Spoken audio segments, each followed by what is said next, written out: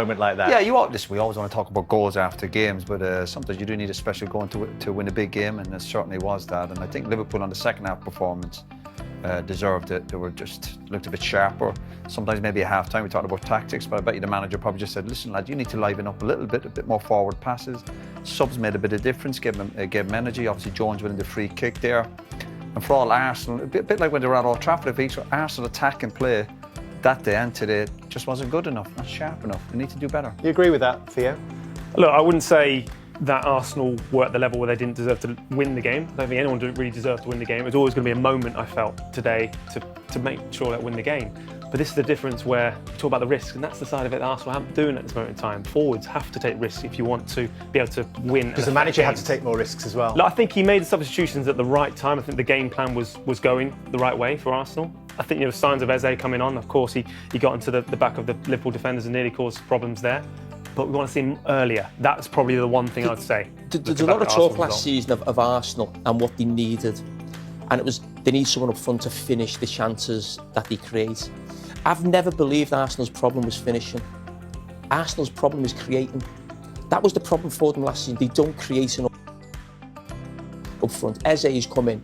It's only 3 games, but in the 2 away games that we've seen Arsenal this season, nothing has changed.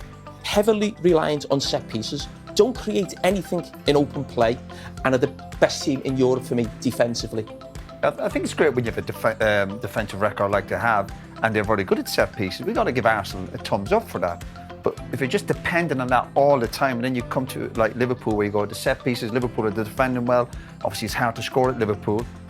To do something a little bit different, Rice and they were taking corners, and they were taking ages. They're slowing the game down. That's part of the attack. Just get people in position. But you're looking at Arsenal, go, do something off the cuff, do something quickly, do something whatever. Yeah, there was a bit of rush in their play towards the end when they were chasing the goal. But I mean, general play, you're thinking, do something quickly, do something off the cuff. They're still going forward, a bit robotic. But it's not now with the set pieces, their defence. You give thumbs up, but you have to find something else. Theo there mentioned about deserving. This game is about, sometimes you don't get what you deserve in this game. It's about finding a way to win football matches. And Liverpool, so far this season, we can analyse and be really critical of Liverpool. But after the game, they must be thinking, well, you're winning. And that's what really good team. I was part of a team like that. Your memory plays tricks for you, and you look back and people think you played it well every week. Far from it. But you found a way to win. Or at half time, the manager says something, you make substitutions, and that's the sign of a really top team. We will get Mikel Arteta's verdict in just a minute. We've got a bit of a condensed post-match this evening because there is still one more. Finally, it was a long time ago. Why finally? Because it was a long time ago, you know, when you practice all the time. And now, to be honest, I should mention Trent, because as you know, he was taking the free kicks because obviously he has an unbelievable shot. But yeah, finally I could have my chance, and yeah, did it. You mentioned Trent. Actually, on commentary, Cristiano Ronaldo was mentioned with the technique. So when you talk about practice, is that obviously it's that technique that you practice again and again and again? To be honest, this shot I didn't practice in the last few weeks because we were shooting from closer, and if we are closer, I shoot different way. But I had to take a risk and shoot it a little bit harder because I knew, of course, Raya likes to jump behind the wall, and of course he's an unbelievable goalkeeper. So if I think if it goes a little bit more inside, he saves it. Right. Oh, so but you're also aware of him as a goalkeeper making that move the other way. That's interesting. Yeah, I was looking at a lot of videos. Does it take risk to win a big game like that? I think you've used that word a couple of times. Yeah, of course. They had an unbelievable season last season, and of course the 2 before that as well. 3 times in a row becoming second. To be honest, it's a compliment because always to keep on going behind or with City, with us, with Chelsea, with these kind of teams, is really hard, and they always do it, and they have an unbelievable team, unbelievable coach. So we have to keep on fighting. I just want to ask you about a VAR check. You may not even know it happened, but there was a long throw, came over a sea of bodies, just hit you on the arm. It was checked and cleared. What do you remember of it, if anything? To be honest, when you don't tell me now, then I don't even remember it. There is with the corners, with the long throwing, there is jungle. So I didn't even notice that someone touched my arm. if it was the ball, if it was the guy. So I don't even know. Well played. I believe you were going to be player of the match even without the free kick. So you definitely deserve this. Well done. Thank you very much. Thank you. Yeah, what a week he's had. Makeshift right back and then the match winner. And really interesting, actually. We were just doing some research. He is the captain and free kick taker of Hungary. He scores free kicks for Hungary. But as he was saying, when you're playing with Trent Alexander-Arnold, when you play for England with David Beckham, nobody else gets a chance because they're so good. Absolutely. Yeah, absolutely. And, you know, we were all, as he was lining it up, we were thinking, I've really seen him take many free kicks. Because it was Trent. Absolutely. So we were intrigued.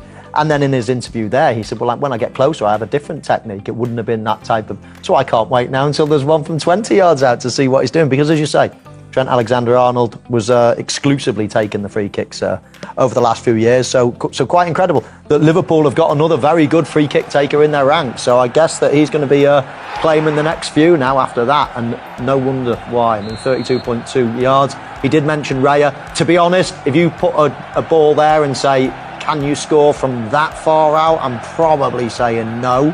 Are you? Probably 32 point. I mean, I was speaking to the guys before, and I've said it on this, sat in this chair before. I think the wall in this situation is a hindrance.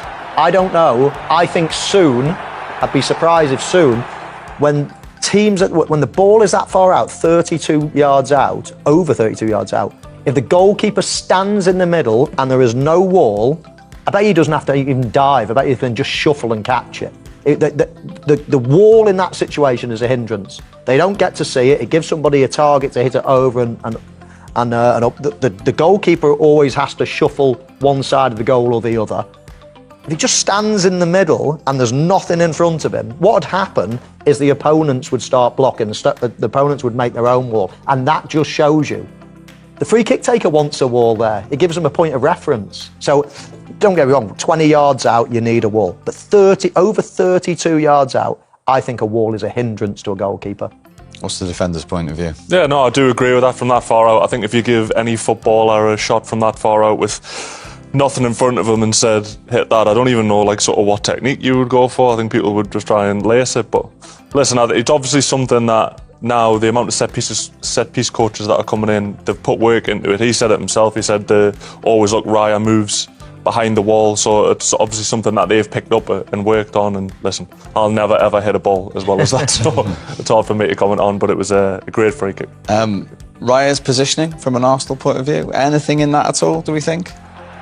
No, I don't know. Like we said, this is probably not the easiest one, but right in the middle, you can hit both ways. And with someone of this quality, if he goes on the right side, probably he chooses to go on the other side. So again, a free kick is well taken. It's very difficult to counter. And I think sometimes we just need to accept that, the power, the bends, the technique is just perfect. And sometimes you just need to clap because this is what we want to see. We want to see great goals, and I think this is a great goal.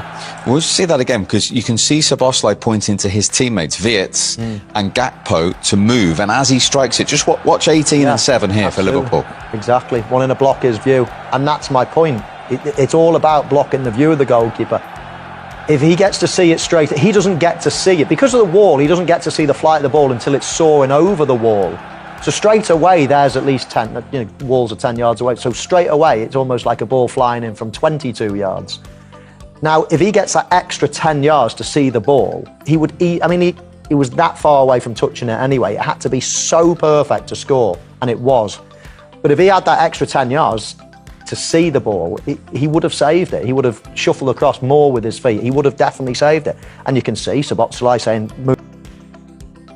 He could see right through the middle, but then as he pulled him across, then that blocked his view. And that's what it's all about. And as I say, take the wall out of it, I'm pretty convinced that the opposing team would actually stick their own wall in there to block the goalkeeper's view. So it might not make any difference anyway, but it was just the most incredible free kick to win a game. And these are the fine margins at the elite level, right at the top of the Premier League, that, as we've just seen in a game, can be the difference to separate two of these top teams. I think 10, 15 years ago, wouldn't even be speaking about set-piece coaches and stuff. I think it's something that's coming into the game because it's like those little marginal gains you can get over.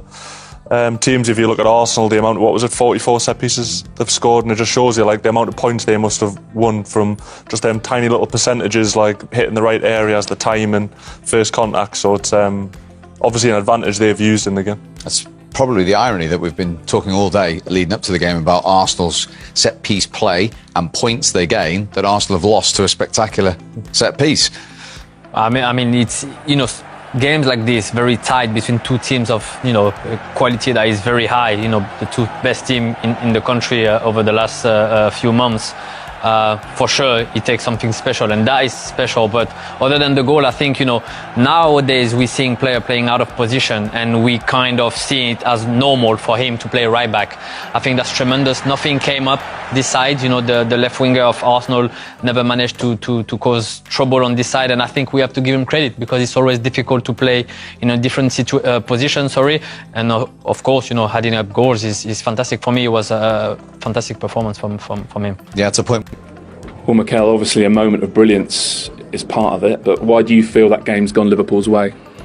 Well, obviously very disappointed with the result.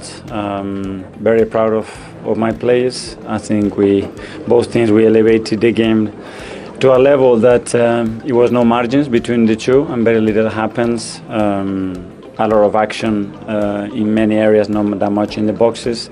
And it was going to be decided in two possible actions, an individual error or a magic moment. And it was decided on a magic moment from the side. For about an hour, did you feel like it was going almost perfectly to plan? Obviously, you'd have preferred to be ahead. And then did something change around about the hour mark?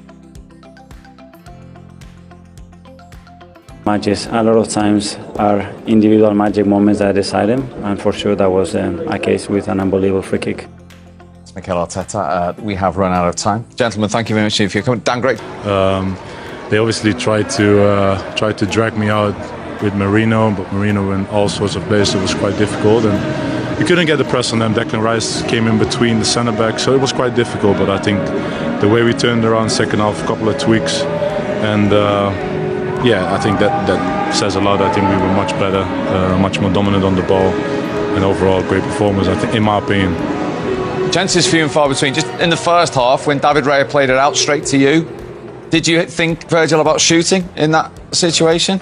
I should have done it, but I was panicking that a little bit, I think. But no, listen, I maybe should have done better. Obviously, that was only one moment that we hoped to get a lot more. But in the end of the day, they did it quite smart. Calafiori went on the inside at times, so we couldn't really get him. It was difficult, especially the first half. But like I said, second half we did it much better and got a lot more control. We were good in possession. They didn't really could do that press that they wanted to do, and I'm glad we managed to get the 3 points. Well played today, Virgil. Probably defences were on top on both sides, really. Not too many chances. But what did you think of the goal? It was going to take something special to win it. You probably had a good view from behind. What did you think of that goal? No, I wasn't behind, but I was on the left-hand side. But obviously, I think we tried to push him a lot more, to have confidence in his shot and hit him that well. I think today, he hit it cleanly. I think he did it already with Hungary, I think, 2 years ago. And we know he can do it, but obviously today to score it like that and also being the winner, I'm very pleased for him. He's had a fantastic game, like the other day, I think, in Newcastle as well, under the circumstances. And now we all go to the national team, and he has to stay fit and be ready for the chaos that happens after the international break. Just look at the screen, because we think we've caught you celebrating before it even hits the back of the net. So, like I said, I'm very pleased for him, and great. Overall, 9 points from 9. First clean sheet of the season today. I mean, what a start of the defence of the trophy. I know it's early days, but you've got to be happy with that going into the international break. Yeah, you can't argue with the points, of course. I think to have 3 wins at the start of the season against the opponents that we faced, I think that's great. Obviously, there's still a lot of work to be done, but we all know that, we all realize that as well. But the main thing is to now stay fit and find consistency, and I think that's what we strive for. And other than that, just focus on ourselves. Don't look at others. Don't listen to others. Just focus on ourselves. Be the best version of yourself and enjoy it all. Good to talk to you. Dan sends his best. All the best, Dan. All the best. See you, big man. It's Virgil van Dijk live at Anfield. He's very happy.